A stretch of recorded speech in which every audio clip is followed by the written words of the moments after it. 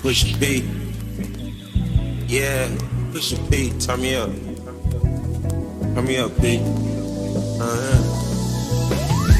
Corners in the paddock, get my piece. Push P. Cop new hammers for my piece. We don't want no. Hello to my beautiful kings and queens of the Cree crew. This is Cree, and thank you so much for clicking on this video.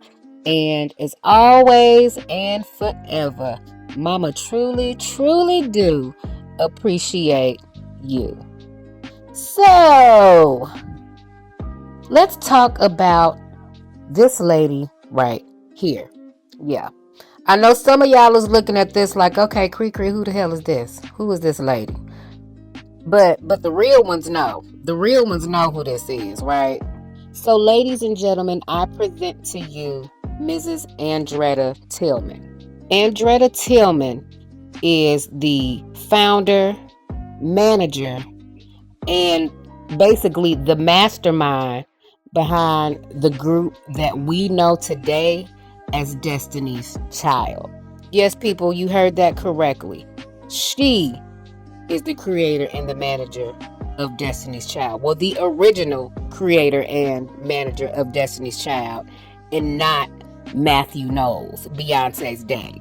For almost 3 decades now, we have all sat back and watched this narrative be painted that Mathew Knowles saw the vision and the talent that his daughter had and sacrificed his career as a Xerox salesman to help his daughter to achieve her dream in this group.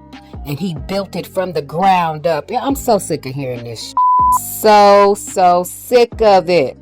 And anytime I see a video or a documentary about Beyonce or Destiny's Child and they start the story with that bull, I immediately turn it off, because I already know from that point you ain't gonna do nothing but feed me bullshit from that point on. Andretta was the one to put the group together, managed to keep the group together. She was the one that booked all of the recording sessions, the talent competitions. She's the one that got them the Star Search. She's the one that got their record deal. She was the driving force behind getting them to the top. And she did that until her timely death in 1997, just months before Destiny's Child debut album got released. So yeah, she's the one that built them up, but unfortunately she did not live long enough to actually see them gain success and to blow up to be one of the biggest girl groups of all time. And it seems like once she died, her memory and her legacy died right along with her. And I want to get her story out. I want to tell the real story about who Andretta Tillman was and how her hard work and her dedication not only got us one of the biggest girl groups of all times, but also got us one of the biggest global icons of all time as well. Hey, look, say what you want, say what y'all want, but Beyonce is that bitch. You can't deny that. You just cannot deny that. I know people want to argue about that and say that she's overrated and everything, but I mean, at this point, the numbers don't lie. The numbers do not lie. And at this time, I also want to acknowledge Brian Kenny Moore. He is one of the main ones that is responsible for getting Andretta's story out there. He released a book back in 2014 called The Making of a Child of Destiny, the Andretta Tillman story. And I say about maybe a couple of years after that, he released a documentary under that same name. I purchased the book and I watched the documentary, and I will say that they were very good, very informative. Unfortunately, it didn't get a lot of traction. It didn't get a lot of notice and promotion.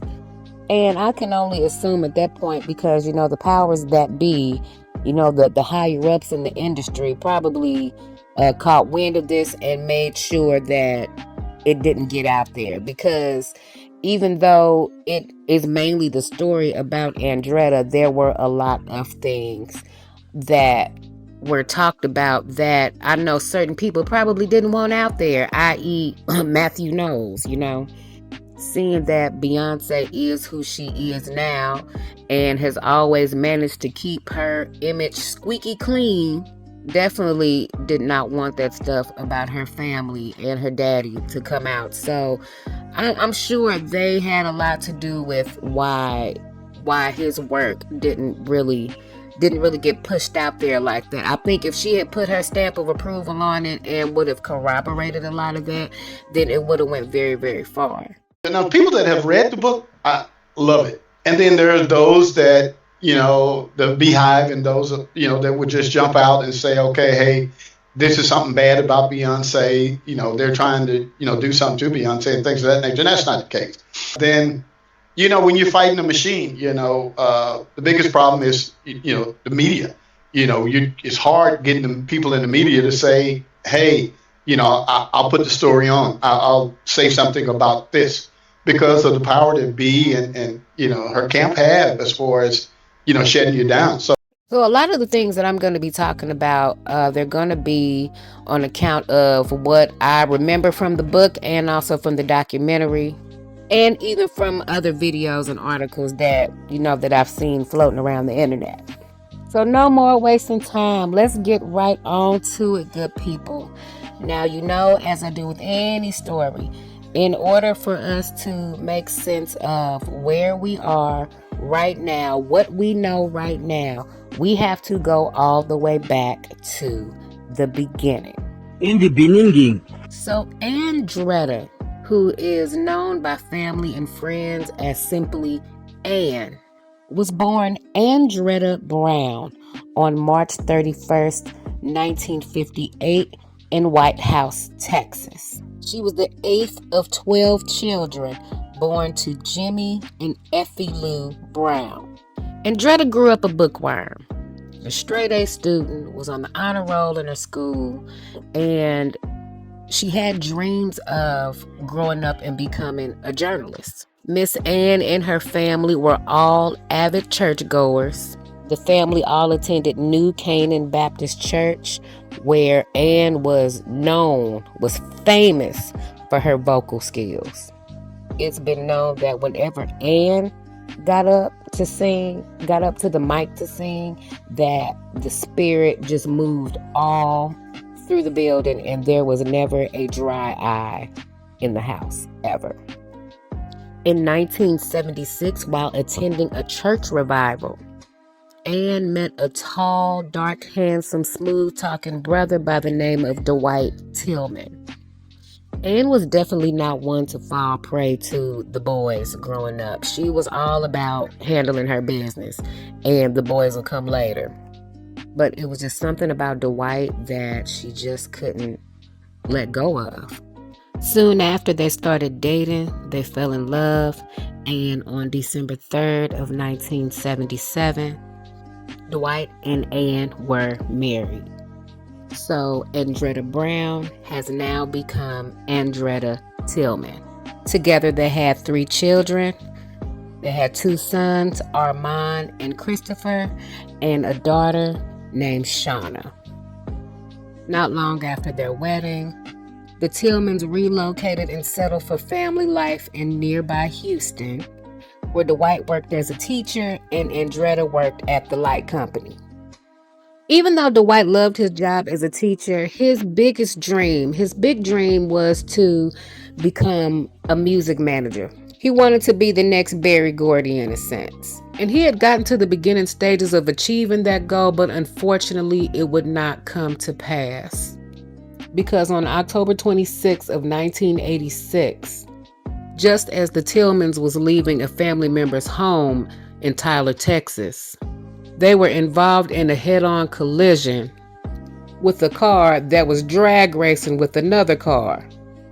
Andretta and her 2 sons, Armand and Chris, survived, but unfortunately, Dwight and baby Shauna did not. 31-year-old Dwight was pronounced deceased at the scene, and baby girl Shauna passed away shortly after arriving at the hospital. Shauna was only 2 years old, y'all. Armand and Christopher managed to walk away with minor injuries, but Anne's condition was pretty critical. She did survive, but she did sustain a lot of internal damage.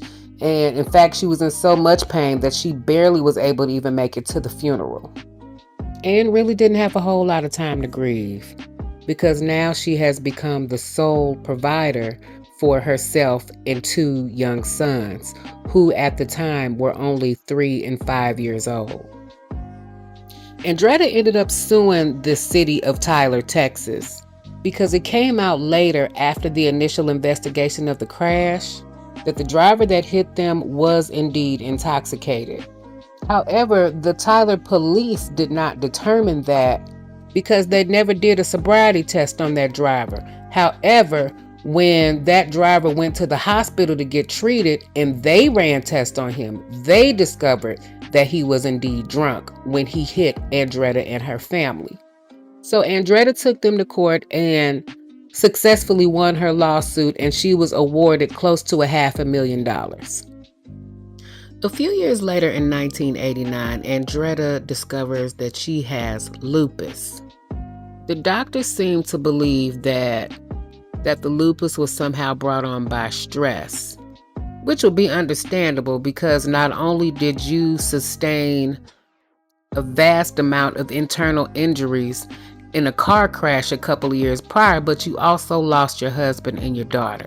So if that don't stress you out, I don't know what will.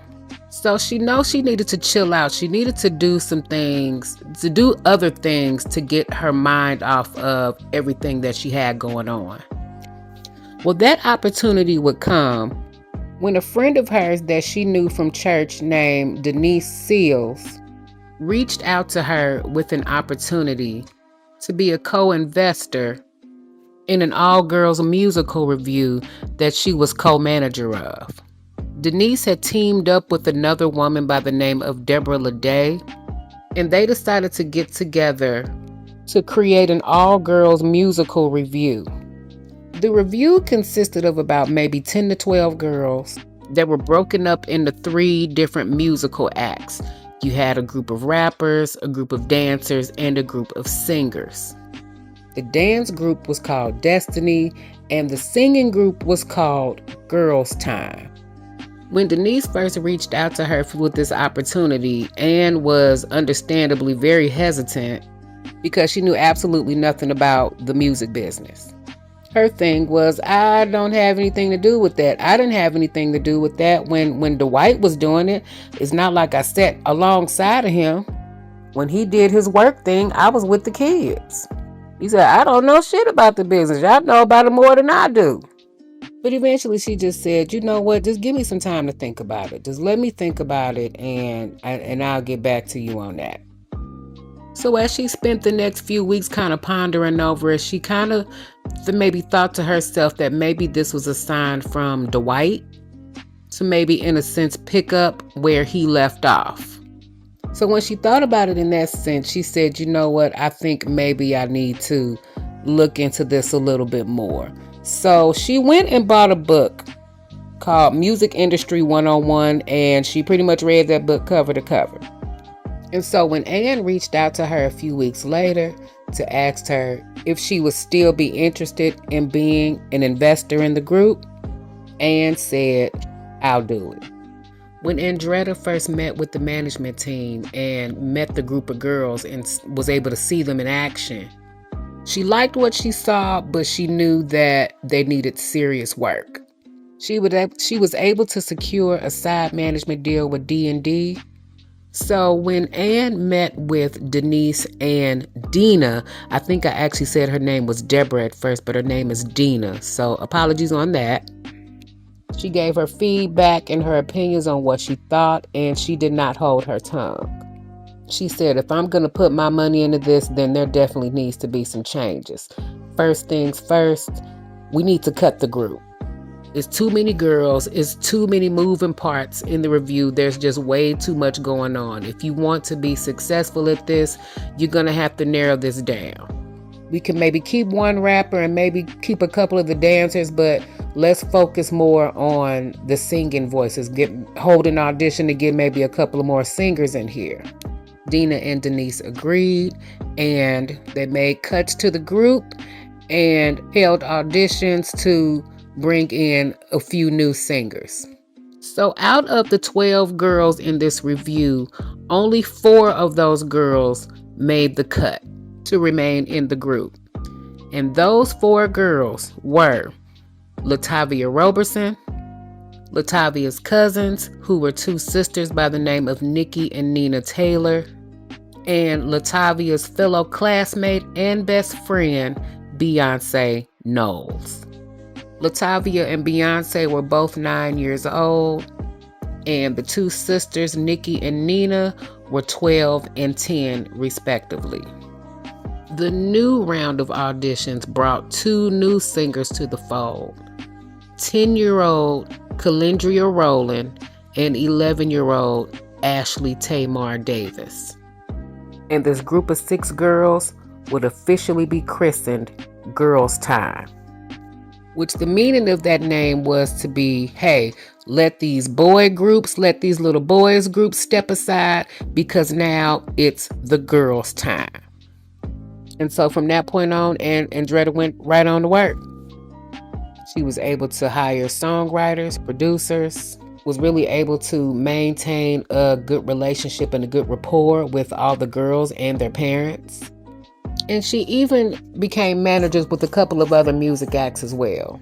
And was the one that was scheduling the rehearsals, booking all of the performances.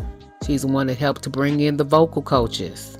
And she is actually the one that started the boot camp. You notice how Mathew, every time he talks about the coming up of Destiny's Child, how he was the one that started the boot camp and had them, doing exercises, running laps while they were singing. Oh, I had them rehearsing from sun up to sundown because I was committed to their success. No, he didn't do any of that. Andretta did all of that. Now, additionally, when the group started, Beyonce was not the original lead singer. Ashley Tamar Davis was the original lead singer, and Beyonce was the co-lead, and she did the background vocals. She wasn't even that strong of a dancer yet. Calendria, who we all know as Kelly, also did background vocals. Nikki and Nina, the 2 sisters, were the dancers, and Latavia did background vocals, and she was the rapper. But as time went on and the more performances they did, it started to become pretty clear that Beyonce and her stage presence was definitely starting to get more stronger. B was not she sung lead, but Ashley Tamar Davis was the original lead singer. What happened was when we went to California to the plant, and we were in the studio, there was one particular song that she was struggling with. And Beyonce was sitting beside me, and she was just like fidgeting. And I was like, look, girl, will you quit moving? So I'm sitting there like, B, what is wrong with you? What's wrong with you? And so I finally realized, I said, B, can you do it? She's like, yes, sir. And that little squeaky little voice of hers. And I was like, now, B, if I stop this session, they straight finna cuss me out. I said, now, you cannot mess this up. She said, I won't, Uncle. I said, all right. And I leaned over Ann, and the cursing started, and, I took the abuse. And then I was like, hey, let B do it. Let B do it. And lo and behold, she went in, first take, bam. And now, mind you, we had already recorded like 6 songs with Tamar on the lead. All of a sudden, Lonnie, the producer, he started dumping the tracks. Beyonce, go get the lead on this. And so when we went out there as Tamar as the lead singer and Beyonce is the second lead singer accompanying her, we came back with Beyonce the lead singer and Tamar doing background. She was definitely the one that was starting to stand out, and a lot of the people in the audience was noticing her a whole lot more. She was able to do more things vocally with her voice that Ashley, unfortunately, just wasn't able to do. So Beyonce started getting picked to do more leads than Ashley, which ultimately gave Mathew the bright idea to go to Ann with the quote-unquote business proposition for her, which simply was, hey, make me a co-manager or I'm taking my daughter out the group. Because see, at first Mathew was nothing but the hired help. He was part of the group of parents that volunteered to do things for the girls. He carried the luggage whenever they did traveling. Some of the rehearsals were done at his house because they had the space and they had a big backyard.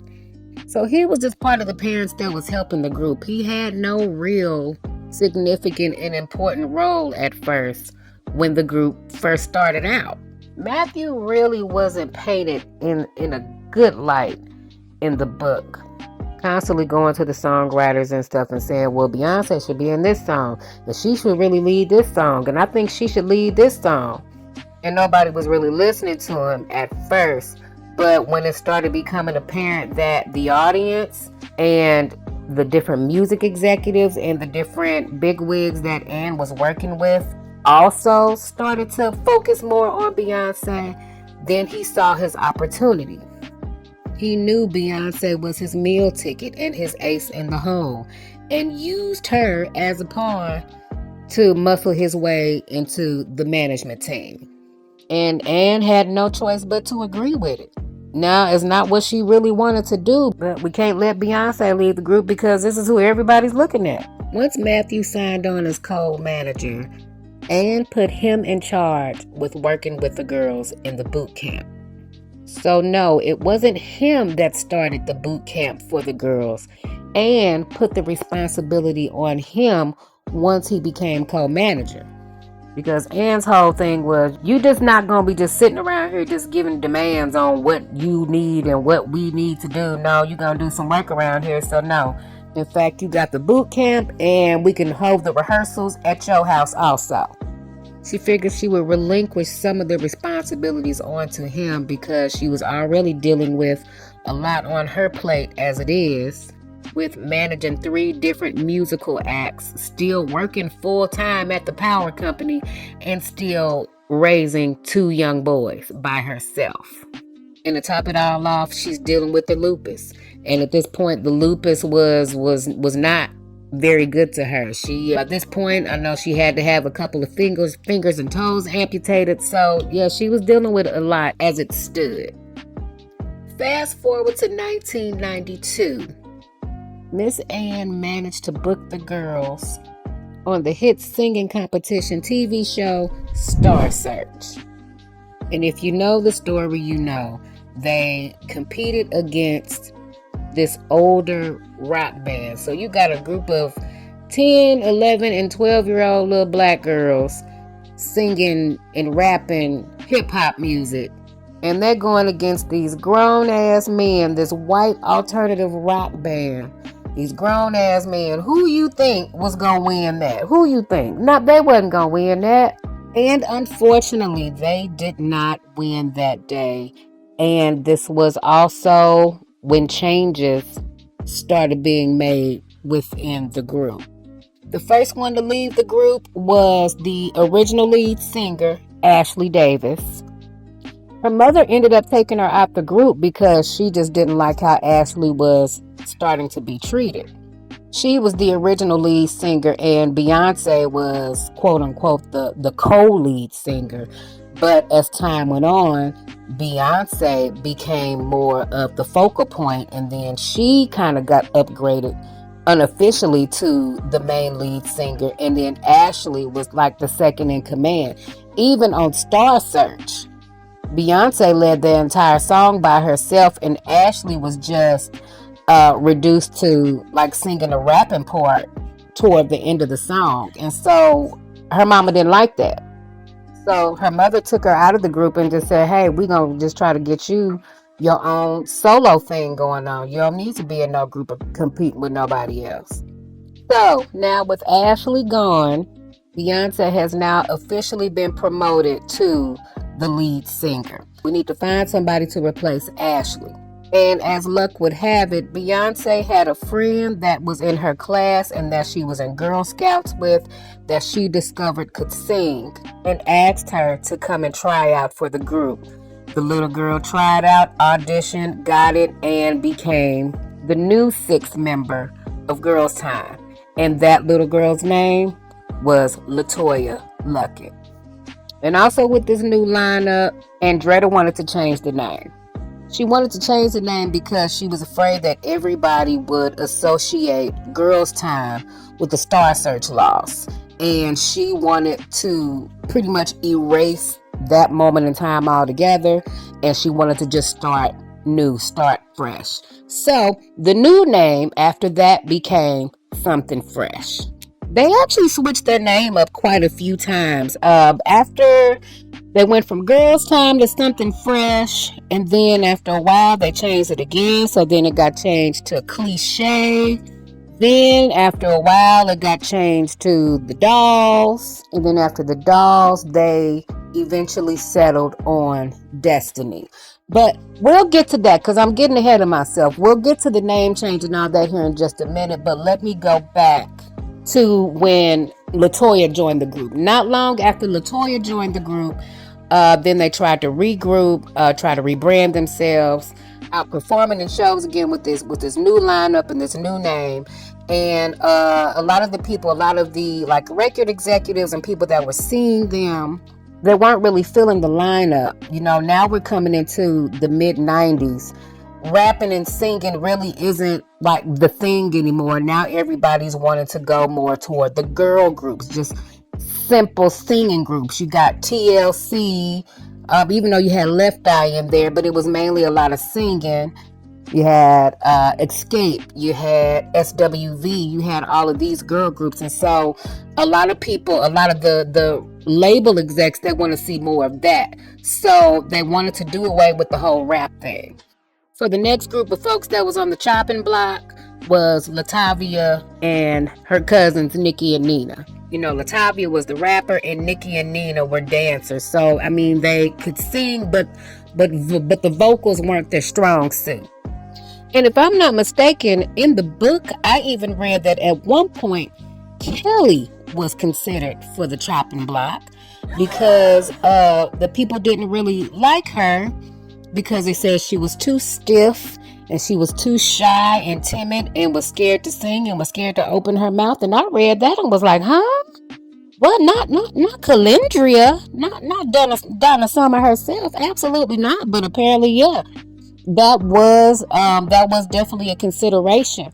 But as I stated earlier, you know, Andretta loved these girls. These girls were her daughters. The daughter that she didn't get a chance to raise. And so now she feels like she's watching Shauna grow up through these girls. And for whatever reason, Kelly definitely took Andretta's heart. Because I guess Kelly kind of looked like Shauna. You know, she would always talk about her daughter Shauna, and that was, and then her love, then you could always relate that because her love for her daughter, I think it was why she put so much into the girls. You know, there was something she saw in Kelly. There's something, you know, she saw in the darker skinned girls in the group that reminded her of, this could have been my daughter. This could have been, you know, and I think that's, I know for a fact that that's one of the primary things other than her love. Yeah, because in fact, I read when they lost Star Search, Mathew and the producers and all that, they kind of put the blame on Kelly, saying that she was off key and she wasn't hitting her notes good, and she was missing dance steps and she was stiff. Yeah, they really kind of went in on Kelly, but Ann fought to keep Kelly in that group. She knew her potential.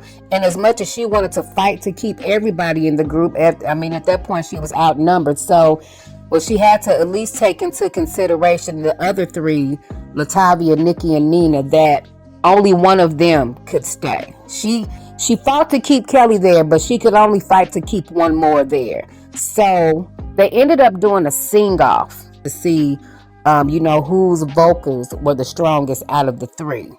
And at the end of it all, Latavia won that. She got to keep her spot in the group, and Nikki and Nina had to go. But even after all that, Ann was still fighting to keep him there. She was like, okay, y'all not leaving the group. Y'all not leaving. But in order for us to get a record deal on the ground, we have to do it like this. We have to sign the contract with the singers, and maybe when we start touring, when we start doing performances, then you all can still perform as the backup dancers. So you'll all still be here, just not as a whole collective group right now. Once Toya came in, then we got the Elektra deal. Well, Daryl Simmons decided that they only wanted 4 girls. So now Nikki and Nina Taylor, who in the documentary talking about this, and I won't elaborate too much, they leave. They're kicked out the group. But Ann didn't want the girls broke up. So she was going to have them, once the girls signed their 4-part deal, the girls would come back and be background singers, dancers. So they would all be back together anyway. So it was ultimately going to be 6 again.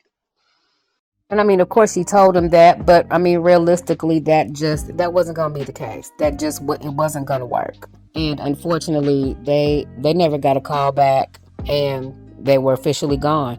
And the other members of the group just don't know what's going on. They just know that people are leaving, but these are adults that's taking care of them. So now it's gone from a 6-member group to a 4-member group, and then there were 4. And that's the original 4 that we are all familiar with today.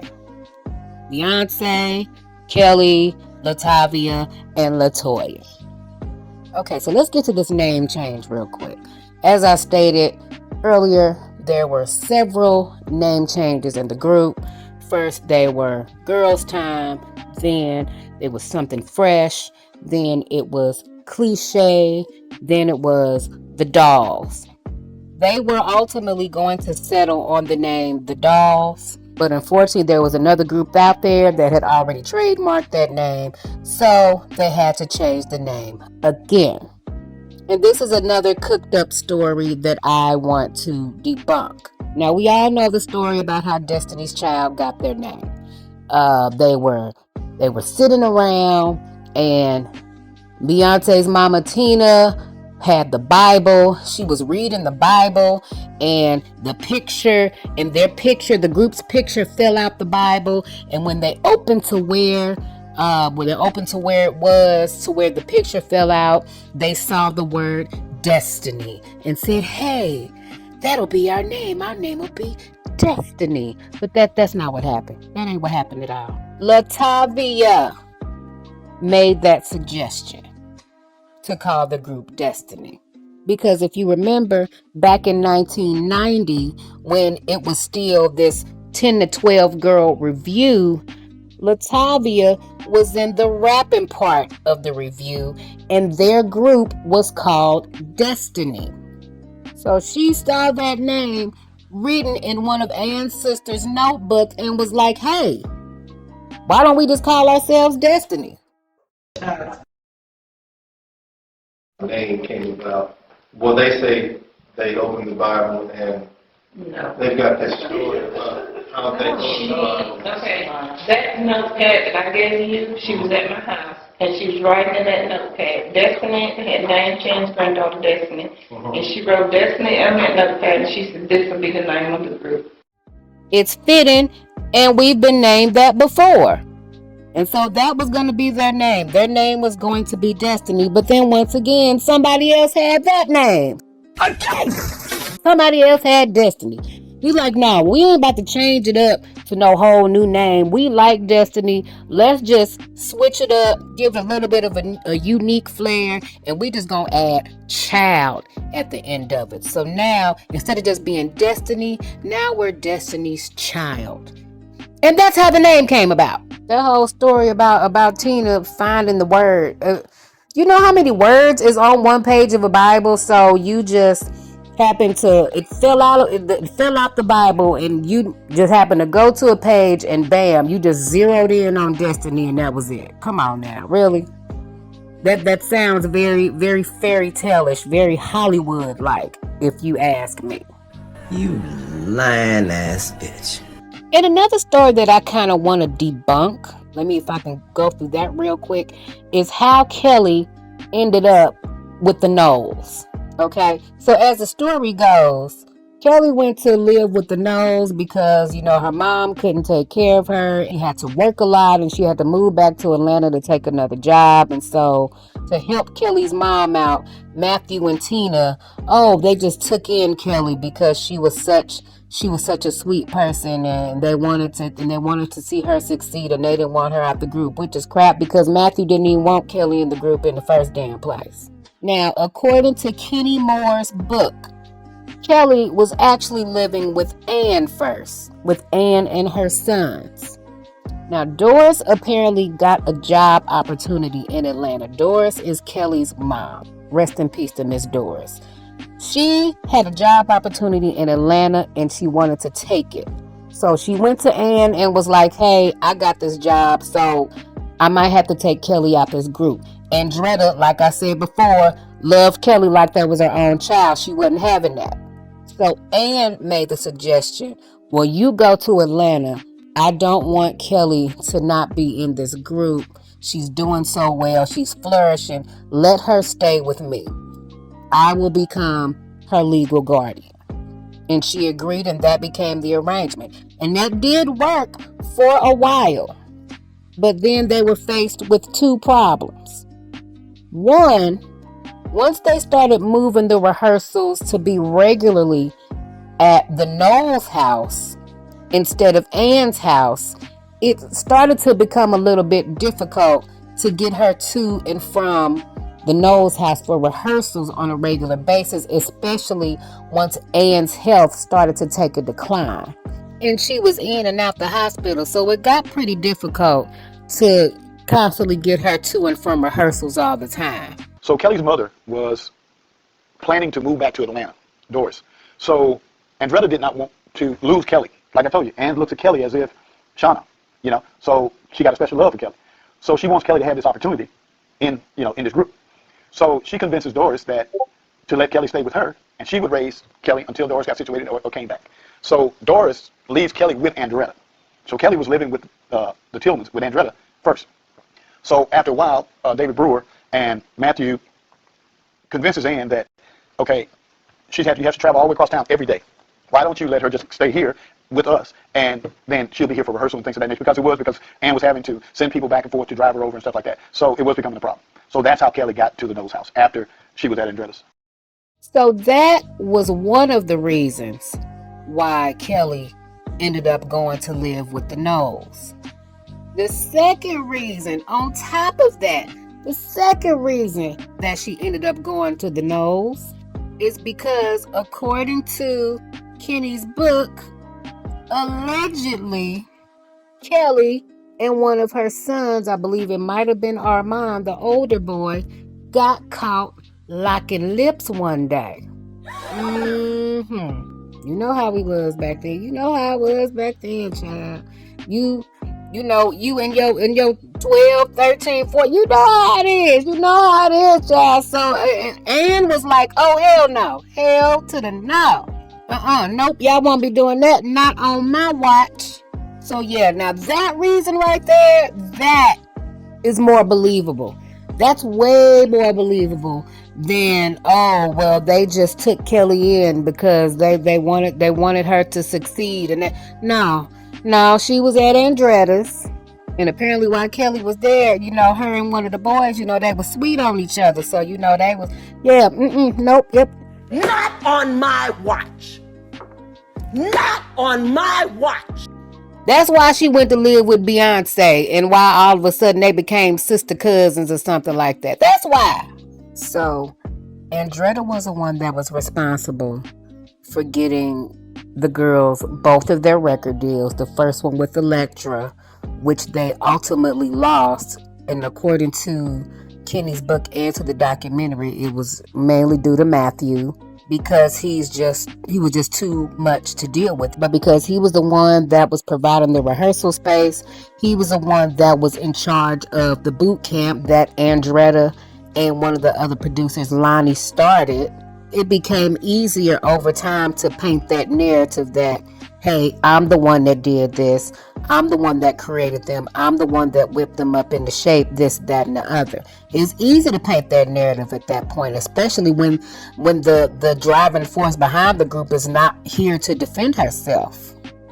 And once they ultimately signed to and stayed with Columbia, she was there to get that debut album started, and she also inked the deal to get Destiny's Child to sing on the Men in Black soundtrack. But unfortunately, those two projects would be the last projects that she would be a part of. Because on May 16th, 1997, Andretta Tillman died of complications from a decade-long battle with lupus. 2 months before their debut single got released on that Men in Black soundtrack, 5 months before the first single No No No got released, and 9 months before Destiny's Child released their debut album. Andretta was 39 years old. So Andretta might not have been the one to start the group, was the one to start the group from the ground up, but she was definitely the driving force to whip the group into shape and to keep them together for as long as they did. Because if it wasn't for her and for her resources and her knowledge that she did gain, that all-girls musical review that got started way back in 1989 would not have lasted a year. She took that opportunity to work with those girls as a sign from her husband and from her daughter to continue the work that he had started. She did that, and she dove in head first and never looked back. And to do that, manage multiple acts, all while still being an active parent in your son's lives, still working a regular 9-to-5 job. I don't even know how the hell she did that. That seems impossible for the average person today to do. So how she managed to do that is astonishing to me. She knew her time was coming. She knew her time was coming to an end real soon, and she didn't let that stop her. She worked. She worked literally up until she couldn't no more. And apparently that's what Mathew did. Mathew knew, he knew too, that she wasn't able to do it no more. And so then he started coming over to her house, harassing her and, making her sign paperwork.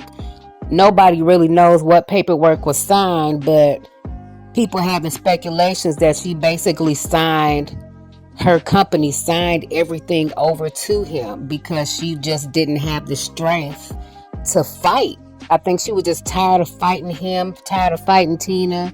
I think she just said, okay, you know what, here, just take it. And she knew what he was going to do. She knew how he was going to run that company. And so even though she couldn't do nothing about not having the girl sign over to Mathew, but she did tell her other acts, look, whatever y'all do, I don't care what y'all do. I know my time is coming. I ain't going to be here no more, but whatever y'all do not sign to Mathew's label. I finally went up there and she had to talk to me, man. The day before she died, we talked about 2 hours. And she was telling me, she said, when I die, because I ain't going to be here that much longer, she said, promise me y'all will not sign with Mathew. She said, promise me y'all. She said, if y'all sign with Mathew, he going to break y'all up like he going to do my girls. I said, Mama, why? Because I called my mama now. I said, now why are you talking like that? You ain't finna go nowhere. She said, boy, I already know.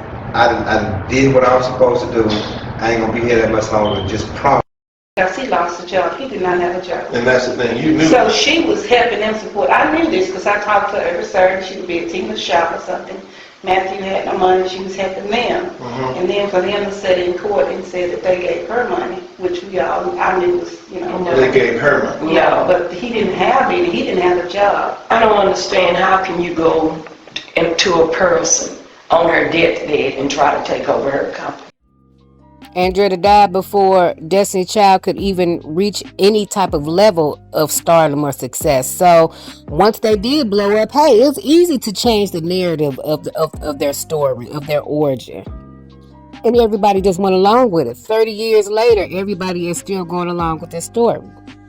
And I'm tired of it. Oh my God, I'm so tired of it.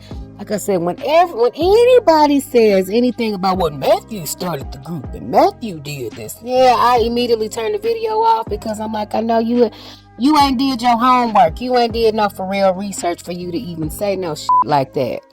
I don't think you know what the fuck you talking about. Because if he was this successful manager that built this group from the ground up, trying to realize his daughter's dream, why hasn't he been able to do that with any other acts after Destiny's Child? I mean, yeah, he's managed groups and he's managed artists, but the successful ones were the ones that were already established. I remember this episode of John B. John B was on Unsung. He was briefly signed to Mathew's label, to Music World Music Entertainment, and he even said that a lot of people wouldn't work with him because of who he was tied to, who he was managed by. Man, when I looked at him, all I saw was a man sitting behind a desk and something that he built off somebody else's name. So it's all about real. And I didn't look at Mathew as real because he didn't tell the world the truth. Yeah. Now, if he came out and just told the world the truth, like, look, I wasn't who put this together, but I'm gonna pick it up and I'm gonna do what I can to keep it moving. I would have respected him a whole lot more.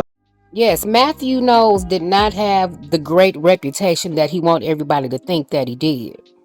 According to Kenny's book, he was an embarrassment to the team. He was always high on Coca-Cola, always on that Coca-Cola, and spending his money on strippers and ladies of the night. I remember hearing these stories back in the 2000s after LaToya and Latavia left the group. Them stories started coming out then. But those stories was always quickly shut down and swept under the rug, and it's not true. So that's always become the narrative. That's always been their MO. As soon as something scandalous come out about anything regarding Beyonce or her family or anybody that she's close with, they got them teams of publishers and fixers to shut that down before it even really pops off into anything.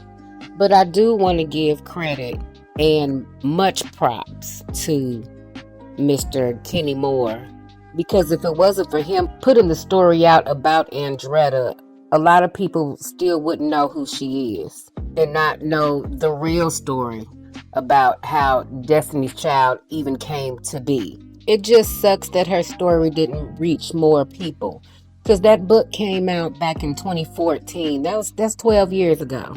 She definitely deserved more love and adoration and recognition than what she's gotten. But all in all, Miss Ann, you were definitely a go-getter. You were an innovator. You were a force to be reckoned with. You came into that business with no experience whatsoever and went in and flourished. All because you wanted to carry on with your husband's dream and pick up where he left off. You deserve all the flowers, and I mean all of the flowers. And it just sucks that you're not here to get them now. And I know that you're up there in heaven and you're looking down, and hopefully you're able to see all of the hard work that you put in pay off.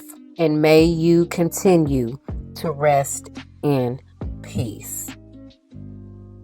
All right, well, that's all I got. That's all I got, y'all. That is all Mama got. I know this was a long one. This was definitely a long one, but I just hope that y'all enjoyed it and that y'all got something from it. And once again, if you're interested in reading the book, if you're interested in reading the Andretta Tillman story by Kenny Moore, or the documentary of that same name, they are both available on Amazon, and I will put the links to both of those in the description if you are interested in it. Okay. But anyway, if you have made it this far, please do not forget to like, comment, subscribe, and share. And I will see you all in the next video. Again, rest in peace to Miss Andretta Tillman. My name is Cree, and y'all be easy.